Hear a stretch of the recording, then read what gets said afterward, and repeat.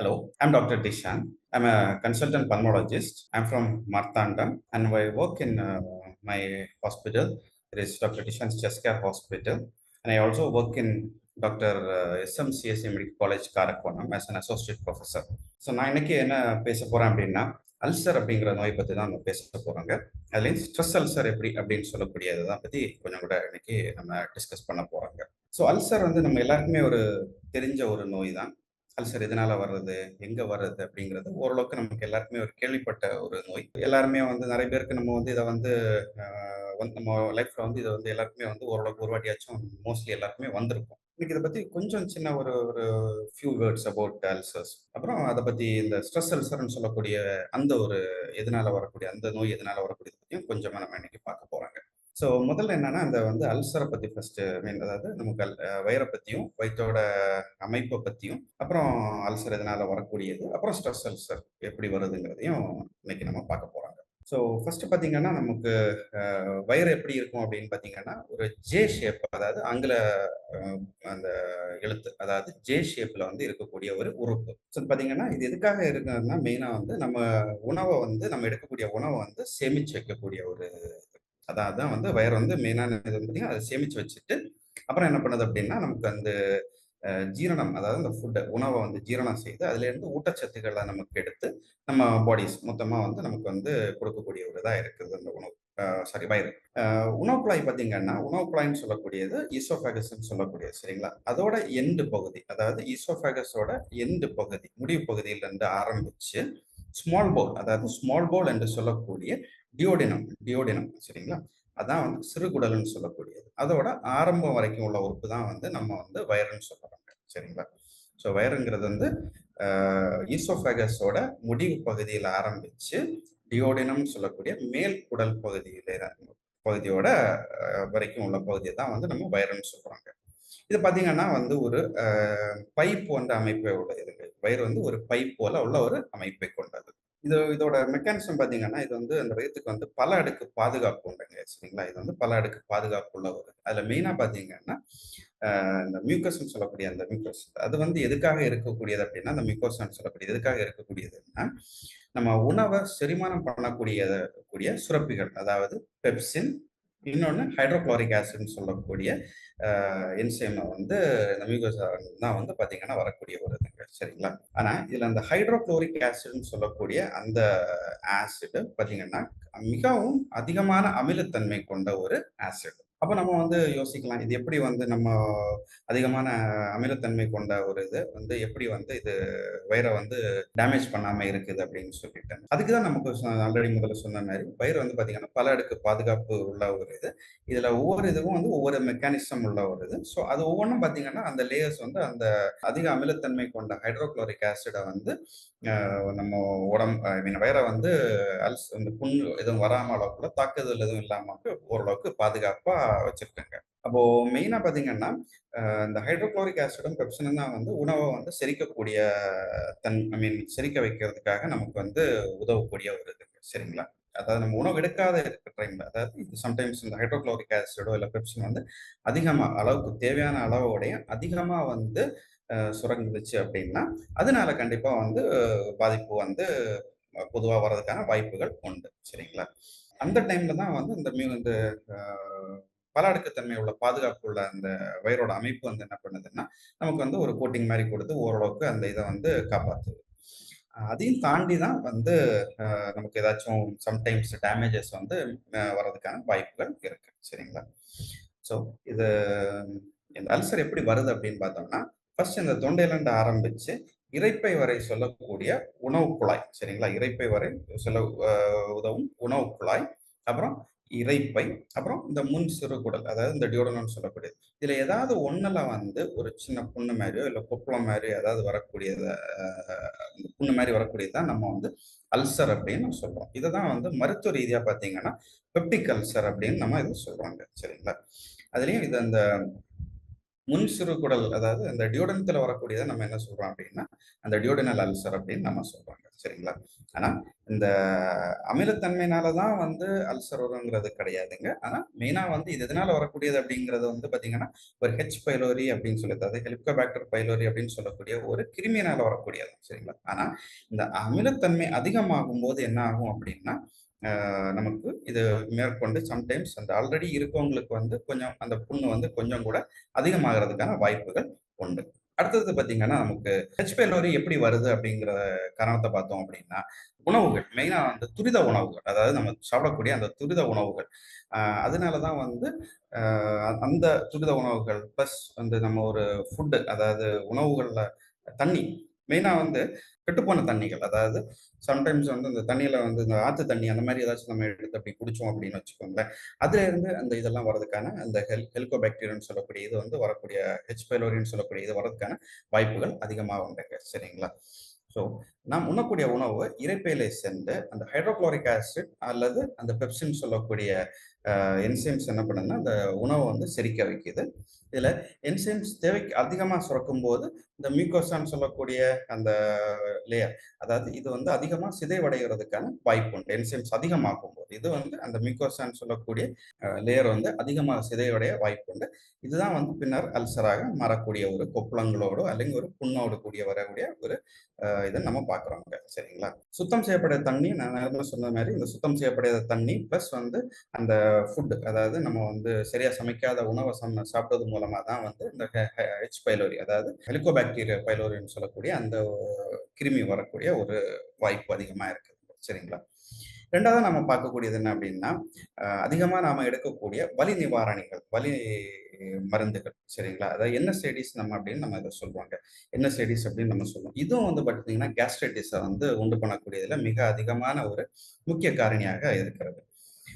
வலி மாத்திரைகள் என்ன பண்ணும் அப்படின்னா, முக்கியமா அந்த மியூக்கோசல் ஊடுருவல் தடைய, அதாவது மியூக்கோசல் ஊடுருவல் தடைய வந்து சீர்குலைச்சு, இந்த சளி சுரப்பின்னு ஒண்ணு இருக்கும். அத வந்து காயத்துக்குள்ளாக்குது. சரிங்களா? இத காயத்துக்குள்ளாக்கும்போது, மறுபடியும் வந்து என்னன்னா, அந்த ஆல்ரெடி அல்சர் இருக்கிறவங்களுக்கு வந்து, அந்த புண் வர்றதுக்கான வாய்ப்புகள் அதிகம். அந்த கொப்பளங்களோ, இல்ல புண்கள் வர்றதுக்கான வாய்ப்புகள் கொஞ்சம் அதிகங்க. இது பார்த்தீங்கன்னா, ஒரு 30% பேர் வந்து இதனால பாதிப்படைகிறதாட்டு நமக்கு தரவுகள் இருக்குது. சரிங்களா? ஆல்ரெடி அல்சர் உள்ளவங்களுக்கு இந்த வலி மாத்திரை எடுக்கும்போது, மறுபடியும் வந்து இந்த அல்சர் வந்து அதிகமானதுக்கான வாய்ப்புகள் ரொம்ப ரொம்ப ரொம்ப அதிகங்க. மெயினா வந்து பார்த்தீங்கன்னா, இது பெண்கள் தான் இதுல வந்து அதிகமா பாதிப்படைவதாக சொல்லப்படுகிறது. அதிலேயும் பார்த்தீங்கன்னா, அந்த மூட்டு வலிக்குன்னு சொல்லி முதியவர்கள் வந்து அதிகமா எடுக்கக்கூடிய வலி மருந்துகள் தான் வந்து இங்க நமக்கு அதிகம். அப்போ மருத்துவரோட பரிந்துரையோடபடி எடுத்தா, இது வந்து கொஞ்சம் பாதுகாப்பானதா இருக்கும். மத்தபடி பார்த்தீங்கன்னா, இது வந்து மிக ஆபத்தான ஒன்றாக முடியறதுக்கு வாய்ப்பு உண்டுங்க. அதுலயும் அடுத்து ஸ்டெராய்ட்ஸ்ன்னு சொல்லக்கூடிய மருந்துகள். ஸ்டெராய்ட்ஸ் வந்து தேவைகளுக்காக நம்ம வந்து உடலோட இதுக்காக நம்ம அதிகமா யூஸ் பண்றோம். முக்கியமா பார்த்தீங்கன்னா, ஆஸ்துமாவுக்கு யூஸ் பண்ணுவோம். அப்புறம் வந்து அ ரோமட்டாய்டு நோய்கள், இந்த மாரிப்பட்ட நோய்களுக்கெல்லாம் நமக்கு வந்து ஸ்டெராய்ட்ஸ் வந்து அதிகமா நம்ம எடுப்போங்க. ஸோ ஸ்டெராய்ட்ஸ் நோய் எடுக்கும்போது, இதுவும் வந்து பார்த்தீங்கன்னா, அந்த வயிறோட அந்த லேயர்ஸ வந்து பாதிக்க பண்றதுக்கான வாய்ப்புகள் உண்டுங்க. அதனால இது எல்லாமே வந்து நம்ம வந்து ரொம்ப கேர்ஃபுல்லா ஒரு மருத்துவர் பரிந்துரையில மட்டும் தான் நம்ம வந்து இத எடுக்கணுங்கிறது ரொம்ப ரொம்ப ரொம்ப முக்கியமான ஒண்ணா இருக்குங்க. அப்புறம் பார்த்தீங்கன்னா, மதுபானம். மதுபானம் என்ன பண்ணுது அப்டின்னா, அந்த எத்தனால்னு சொல்லக்கூடிய அந்த இது வந்து இந்த சலிப்பை சாரி இரைப்பையில உள்ள அந்த சளிய வந்து எரிச்சல் ஏற்படுத்துது. அந்த சளியில வந்து எரிச்சல் ஏற்படுத்தி, அந்த லேயர்ஸ வந்து அழிக்க முற்படுங்க. ஸோ இதுவும் வந்து பார்த்தீங்கன்னா, ரொம்ப வந்து ஒரு முக்கியமான அ ந காரணியா பார்க்கப்படுது. ஸோ மதுபானம் வந்து அதிகமா எடுக்கும்போது, இது கேஸ்ட்ரிக் மியூக்கோசல் இரிட்டன்ட் அப்படின்னு நம்ம இத சொல்லுவோம். இதனாலயும் வந்து பாதிப்புகள் வரதுக்கான வாய்ப்புகள் உண்டுங்க. சரிங்களா? அப்புறம் வந்து அந்த அதிகமா வந்து காஃபி எடுக்கிறதுனால இந்த கெஃபீன்ல வந்து சின்ன விதமான வாய்ப்புகள், அதாவது இந்த அல்சர்ஸ் வரதுக்கான வாய்ப்புகள் வந்து இருக்குன்னு சொல்றாங்க. அடுத்தபடியா புகைப்பிடிப்பது. புகைப்பிடிப்பது தான் வந்து பார்த்தீங்கன்னா, இது என்ன பண்ணுது அப்படின்னா, அந்த பான்கிரியாட்டிக் பைகார்பனேட் அப்படின்னு சொல்லக்கூடிய ஒரு அமிலத்த வந்து நம்ம உடம்புல வந்து குறைச்சு, ஈஸியா உணவ வந்து சொரிக்க வைக்குதுங்க. ஈஸியா வந்து உணவ வந்து காலி பண்ண வச்சுருது வயித்துல. ஸோ, இதனால வயிறு ஈஸியா வந்து அதிகமான நேரம் வந்து எம்ப்டியா இருக்கிறதுனால, சம்டைம்ஸ் அந்த ஹைட்ரோகுளோரிக் ஆசிடோட அந்த அமிலத்தன்மையினால வரக்கூடிய அந்த அதிக பாதிப்பு வந்து இதுல வரதுக்கான வாய்ப்புகள் உண்டுங்க. ஸோ புகைப்பிடித்தலும் வந்து ஒரு மிக முக்கிய காரணியாக இதில் வந்து நமக்கு பார்க்கப்படுது. ஸோ அடுத்தபடியாக பார்த்தீங்கன்னா, மன அழுத்தம். அதான் இந்த ஸ்ட்ரெஸ் அல்சர்ஸ்ன்னு சொல்லக்கூடிய மன அழுத்தம்னு சொல்லும்போது, இந்த ஸ்ட்ரெஸ் அல்சர்ஸ் வந்து பார்த்தீங்கன்னா, ஸ்ட்ரெஸ் அல்சர்ன்னு சொல்லக்கூடியது மன அழுத்தம் மட்டும்னு சொல்றதுக்கு இல்லங்க. உடல் அழுத்தம்னு சொல்லிக்கலாம். உடல் அழுத்தம்னா, உடல்ல வரக்கூடிய சில நோய்கள்னால வரக்கூடிய அழுத்தத்தின் பாட்டுனால வரக்கூடிய ஒரு தான் வந்து ஸ்ட்ரெஸ் அல்சர்ன்னு நாம சொல்லக்கூடியதுங்க. சரிங்களா? ஸோ, முக்கியமா நம்ம வந்து வேளைக்கு வந்து ரொம்ப வந்து முக்கியமா நம்ம கரெக்ட்டா சாப்பிடணும். நேரம் தவறா சாப்பிட்டோம் அப்படின்னா, நமக்கு வயிறு வந்து அல்சர்ஸ் வர்றதுக்கான வாய்ப்புகள் கொஞ்சம் அதிகங்க. அதாவது ஆல்ரெடி இருக்கவங்களுக்கு அது இன்னும் வந்து அதிகமா போகுறதுக்கான வாய்ப்புகள் ரொம்ப அதிகங்க. அதே மாரி இந்த காலை உணவை தவிர்ப்பது. காலை உணவை தவிர்ப்பது வந்து இருக்கிறதுலே வந்து ரொம்ப ஆபத்தான ஒண்ணு. ஏன்னா நம்ம வந்து கிட்டத்தட்ட நைட் வந்து ஃபாஸ்டிங் எடுத்து ஒரு 12 மணி நேரம் ஃபாஸ்டிங் எடுத்துட்டு காலை உணவ நம்ம மறுபடியும் எந்திரிச்சு தவிர்க்கும்போது, நமக்கு அல்சர்ஸ் வர்றதுக்கான வாய்ப்புகள் ரொம்ப அதிகங்க. சரிங்களா? அப்புறம் இந்த அறிகுறிகள் எப்படி அப்படின்னு சொல்லலாம். அல்சரோட அறிகுறிகள் என்ன அப்படின்னு பார்த்தோம் அப்படின்னா, நெஞ்சு பகுதியில அடிக்கடி வரக்கூடிய எரிச்சல், அப்புறம் அதாவது நடு நெஞ்சில வரக்கூடிய எரிச்சல், அப்புறம் வந்து குமட்டல் இல்லன்னா வந்து ஒரு வாந்தி வருவது, அடிக்கடி உண்டாகும் இந்த புளிச்ச ஏப்பம் மாரி வரக்கூடியது. அப்புறம் கொஞ்சம் சாப்பிட்ட உடனே வந்து வயிறு அதிகமா வந்து ஃபுல் ஆயிடுச்சு அப்படின்னு சொல்லி வரக்கூடிய அந்த ஒரு இது. அப்புறம் சில பேருக்கு வந்து ரத்த வாந்தி மாரி வர்றது. அப்புறம் அந்த பசி இல்லாம இருக்கிறது. அப்புறம் அதிகமா உடை வெயிட் குறையிறது. சாப்பிட்டதுக்கப்புறம் வயிறுல வரக்கூடிய வலிகள் சம்டைம்ஸ். இதெல்லாமே வந்து பார்த்தீங்கன்னா, ஒரு காரணிகளாக இருக்கலாம். அதாவது காரணிகள் இல்ல, அறிகுறிகளாக இருக்கலாம். அல்சரோட அறிகுறிகளாக இருக்கலாம். ஸோ நம்ம இத எப்படி கண்டுபிடிக்கிறது அப்படின்னு பார்த்தீங்க அப்படின்னா, இது இந்த இந்த மாரி சிம்ப்டம்ஸ் இருக்கவங்க வந்து மருத்துவரை போய் அணுகுறது மிக முக்கியமாக பார்க்கப்படுகிறது. அதிலயும் பார்த்தீங்கன்னா, இந்த கேஸ்ட்ரோஎன்டராலஜிஸ்ட் சொல்லக்கூடியவங்கள பார்த்தீங்கன்னா, அவங்க வந்து எண்டோஸ்கோபி என்னும் கருவி மூலமாக இந்த மாரி புண் ஏதாவது இருக்கா அப்படின்னு சொல்லி பார்த்து, மேற்கொண்டு அதிலிருந்து பயாப்சி தேவைப்பட்டுச்சுன்னா பயாப்சி எடுப்பாங்க. பயாப்சி எதுக்காக எடுக்கிறது அப்படின்னா, அந்த எச் பைலோரின்னு சொல்லக்கூடிய அந்த கிருமி இருக்கா இல்லையான்னு பார்த்து, அதிலிருந்து ஃபர்தரா வந்து அதுக்கான மருந்த பண்றதுக்காக மிக உதவியாக இருக்குங்க. ஸோ எண்டோஸ்கோபி பண்ணி பார்க்கிறது எப்பவுமே வந்து ரொம்ப சேஃப்ங்க. அது வந்து இது மூலமாக அல்சர் வந்து இருக்கா இல்லையாங்கிறத நம்ம வந்து கண்டுபிடிக்க முடியுங்க. மேலும் சிகிச்சை முறைகள்னு பார்த்தீங்க அப்படின்னா, ஆன்டாசிட்ஸ் இல்லன்னா இந்த பெப்டிக் அல்சர் சாரி இந்த புரோட்டான் பம்ப் இன்ஹிபிட்டர்ஸ் அப்படின்னு சொல்லுவாங்க. இந்த மாரிப்பட்ட மருந்துகள வந்து மருத்துவர் பரிந்துரைப்பார். ஸோ எப்பவுமே பார்த்தீங்கன்னா, மருத்துவரோட மேற்பார்வையில அவங்களோட பரிந்துரையின் பேர்ல மட்டுமே நீங்க மருந்து எடுக்கிறது இதுக்கு ரொம்ப நல்லதாக இருக்கும். அப்புறம் அந்த ஹெச் பைலோரின்னு சொல்லக்கூடிய அந்த கிருமிக்கு பார்த்தீங்கன்னா, அவங்க ஹெச்பி கிட் அப்படின்னு சொல்லக்கூடிய ஒரு ஒரு மருந்து. அது வந்து பார்த்தீங்கன்னா 2 வாரம் வரைக்கும் எடுக்கிறது மாரி அவங்க வந்து அதுக்கு குடுப்பாங்க.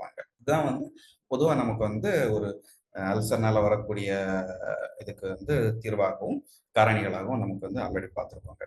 அப்புறம் எப்படி இந்த ஸ்ட்ரெஸ் அல்சர்ஸ் அப்படின்னு சொல்லக்கூடிய அந்த ஸ்ட்ரெஸ் அல்சர்ஸ்ன்னு சொல்றது பார்த்தீங்கன்னா, நான் ஆல்ரெடி சொன்ன மாரி மனதோட அ அழுத்தம் கிடையாதுங்க. உடல் அழுத்தம்னு சொல்லக்கூடியது சரிங்களா? உடல் அழுத்தம்னால வரக்கூடிய ஒரு நோய் தாங்க அது சரிங்களா? இது மெயினா செப்சிஸ் அதாவது நம்ம ஏதாவது ஒரு நோயினால, ஒரு இன்ஃபெக்ஷனால அதிகமான இன்ஃபெக்ஷன் அதிகமாகி செப்சிஸ்ன்னு சொல்லுவோம். செப்சிஸ் ஆகி நம்ம ஒரு கஷ்டத்துல வந்து பெட்ல இருக்கும்போது, நமக்கு வந்து இந்த ஸ்ட்ரெஸ் அல்சர்ஸ் வர்றதுக்கான வாய்ப்புகள் வந்து கொஞ்சம் அதிகங்க. சரிங்களா? அடுத்தபடியாக பார்த்தோம் அப்படின்னா, இந்த ஸ்ட்ரெஸ் அல்சர் வந்து எப்படி அப்படின்னா, தவறாக புரிந்து கொள்ளப்படுது அப்படின்னா, இந்த மன அழுத்தத்தினால வரக்கூடிய மன அழுத்தத்தினாலே சில பேருக்கு சில இதுல வரலாம், கொஞ்சம் வரலாம். அது பார்த்தீங்கன்னா, அந்த நமக்கு வாயில எல்லாம் புண் வரக்கூடிய மாரி அந்த மாரி உள்ளதெல்லாம் வரும். வென்டிலேட்டர்ல இருக்கக்கூடிய பேஷண்ட்ஸ், நிமோனியா இந்த மாரிப்பட்ட நோய்களுக்கு வந்து அதிகமாக ஸ்ட்ரெஸ் அல்சர்ஸ் வந்து அதாவது இந்த ஸ்ட்ரெஸ் அல்சர்ன்னு சொல்லக்கூடிய மன அழுத்த புண்கள் வரக்கூடிய வாய்ப்புகள் ரொம்ப அதிகங்க. சரிங்களா? ஆனா, இது பொதுவா வயிற்று பகுதியில வர்றதோடையும், மேல் இரைப்பை குழாய் அதாவது மேல் அந்த ஈசோஃபேகஸ் வரக்கூடிய அந்த அந்த அந்த மேல் வயிற்றில வரக்கூடிய ஒரு புண்ணாக இது பார்க்கப்படுகிறது. சரிங்களா? இது மெயினா வந்து இந்த ப்ளீடிங்ஸ் அதாவது இரத்த கசிவு தான் இதுல வந்து ரொம்ப கொஞ்சம் அதிகமாக இருக்கும். இப்போ வலிங்கிறத விடையும், அந்த இரத்த கசிவு கொஞ்சம் கூட ரொம்ப அதிகமா இருக்கக்கூடியத நம்ம வந்து இந்த புண்கள்ல நம்ம பார்க்கலாங்க. இதோட மெயின் மருந்துன்னு சொல்லக்கூடியது இனிஷியலா ஃபர்ஸ்ட்டே நம்ம வந்து இத முதல்லயே டயக்னோசிஸ் பண்ணிட்டு, அந்த புரோட்டான் பம்ப் இன்ஹிபிட்டர்ஸ் அப்புறம் அந்த ஆன்டாசிட்ஸ் எல்லாம் வந்து நம்ம ஃபர்ஸ்ட்டே வந்து இந்த ஐசியூ ட்ரீட்மெண்ட் அதாவது 24 மணி நேரம் 24 மணி நேரம் ஐசியூல வந்து அட்மிட் ஆகியிருக்கிறவங்களுக்கு வந்து இது ரொம்ப மிக அதிகமாக இது வந்து நெறைய பேருக்கு வந்து பார்த்துருக்கோங்க இது. ஸோ மெயினா இதுக்கான ட்ரீட்மெண்ட்ன்னு சொல்றது வந்து புரோட்டான் பம்ப் இன்ஹிபிட்டர்ஸும் அப்புறம் வந்து ஆன்டாசிட்ஸ் சொல்லக்கூடிய இது. அப்புறம் பார்த்தீங்கன்னா, அந்த ரத்தப்போக்கு இல்லாத நோய்ன்னா, அந்த அல்சரா இருந்துச்சு அப்டின்னா, சீக்கிரமா ஓரளவுக்கு அது வந்து சரியாக வாய்ப்பு உண்டு. ஆனா இதுக்கு வந்து பெரிய அளவுல வந்து நம்ம வந்து இம்மீடியட்டா வந்து எண்டோஸ்கோபி பண்ணி தான் பார்க்கணும் அப்டின்னு நம்ம வந்து ரொம்ப வந்து நம்ம அந்த டைமுக்கு வந்து நம்ம இது பண்ண மாட்டோங்க. சுவாச அதாவது லைக் செப்சிஸ் அந்த அதான் வந்து ஃபர்ஸ்ட்டு ஒரு காரணியா பார்க்கப்படுது. அப்புறம் நிமோனியா, அப்புறம் வந்து இந்த என்ன சொல்றதுக்கு வென்டிலேட்டர்ல இருக்கக்கூடியவங்களுக்கு, இவங்களுக்கெல்லாம் தான் வந்து மெயினா இது வந்து ரொம்ப அதிகமா வந்து இருக்குங்க. அ கூடவே நம்ம வந்து சில மருந்துகள் குடுக்கும்போதும், இது வந்து கொஞ்சம் அதிகமாறதுக்கான வாய்ப்புகள் உண்டுங்க. ஸோ இதுதான் வந்து ஸ்ட்ரெஸ் அல்சர்ஸ்ன்னு பார்த்தீங்கன்னா ஆனா இன்னைக்கு நம்ம காலகட்டத்தில வந்து நம்ம அதிகமாக ஒரு வேகமாக ஓடக்கூடிய ஒரு காலச்சக்கரத்தோட நிலைமையில நம்ம இருக்கிறோங்க. அதாவது என்ன சொல்றதுக்கு, ஒரு இத எப்படி தடுக்கிறது அப்படின்னு சொல்லி பார்த்தோம் அப்படின்னா, பேசிக்கா நல்ல ஒரு யோகா, உடற்பயிற்சி செய்து ஸ்ட்ரெஸ் இல்லாம வந்து நம்ம இத வைக்கிறது. அப்புறம் காரம் இல்லாத உணவுகள எடுத்துக்கிறது. அப்புறம் எண்ணெய் அதாவது இந்த ஸ்ட்ரெஸ் இந்த அல்சர் உள்ளவங்களுக்கு வந்து அந்த எண்ணெய் பலகாரங்கள் எல்லாம் கொஞ்சம் அவாய்ட் பண்றது கொஞ்சம் நல்லது. ஆனா இதனால தான் வந்து டெஃபினெட்லி வருங்கிறது கிடையாதுங்க. ஆனா இத வந்து அவாய்ட் பண்றது வந்து கொஞ்சம் மிக மிக நல்லது. அப்புறம் வந்து இது மனசுக்கு எப்பவுமே அமைதியும், அதுபோல உடலுக்கு ஓய்வும் மிக மிக முக்கியமாக பார்க்கப்படுது. இதுதான் வந்து நம்ம அல்சர் பத்தியும் நம்ம